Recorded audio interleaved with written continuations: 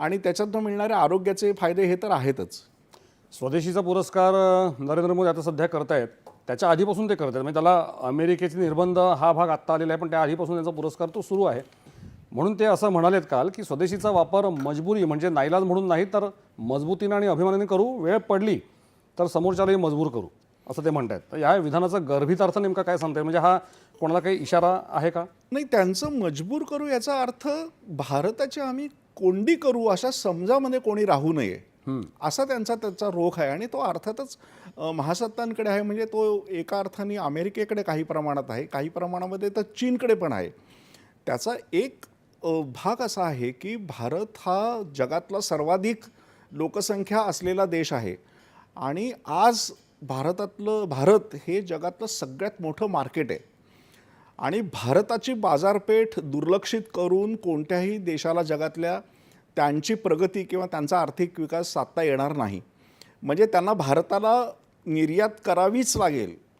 कपडे, वस्तू, अनेक वेगवेगळ्या प्रकारच्या यंत्रणा, वाहनं, मशिनरी, हे सगळं भारताला निर्यात केल्याशिवाय इतर देशांची अर्थव्यवस्था मजबूत होणार नाही किंवा ती चालू शकणार नाही.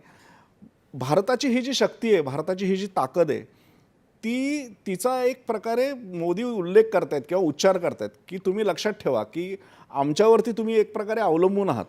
आपण त्यांचे ग्राहक आहोत याचा अर्थ केवळ आपण याचक आहोत असं नाही आहे.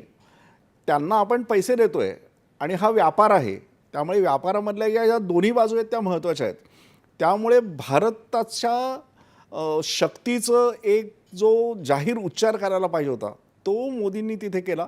आणि मला असं वाटतं की जागतिक संबंधांमध्ये किंवा आंतरराष्ट्रीय संबंधांमध्ये कोणाला असा दम देण्याची गरज नसते.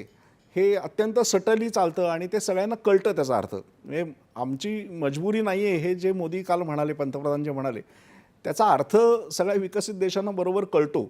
आणि मला असं वाटतं की त्याचं प्रत्यंतर आता आपल्या पुढच्या काळामध्ये येईल. याचं कारण अमेरिकेला सुद्धा इतक्या मोठ्या प्रमाणावरती भारतावरती करनिर्बंध लादून हे त्यांची अर्थव्यवस्था त्यांना चालवता येईल असं नाही आहे. भारतीय उत्पादनांना बाजारपेठ मिळावी, तुम्ही आता मगाशी जो उल्लेख केला तो उत्पादनं आपली सगळ्या